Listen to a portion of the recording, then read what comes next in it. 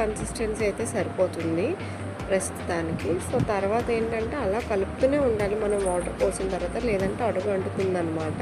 So అలాగ మనకి sugar అంతా మెల్ట్ అయ్యే కొద్దీ మనకి ఒక నురగలాగా ఫామ్ అవుతుంది. సో ఆ స్టేజ్కి వచ్చిన తర్వాత మనం ఏదైతే ఫ్రై చేసామో ఆ కోకోనట్ పీసెస్ అన్నీ వేసుకోవాలన్నమాట.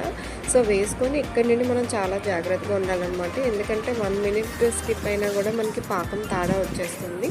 సో అలా కలుపుతూ ఉండాలి కంటిన్యూస్గా. సో కలిపిన తర్వాత ఏంటంటే కొంతమందికి తెలియకపోతే అది పాకం ఏదైతే ఉందో అది దగ్గర పడిన తర్వాత కొంచెం వాటర్లో ఆ పాకం వేస్తే అందులో ఉన్న పాకం మన చేతికి రావాలన్నమాట.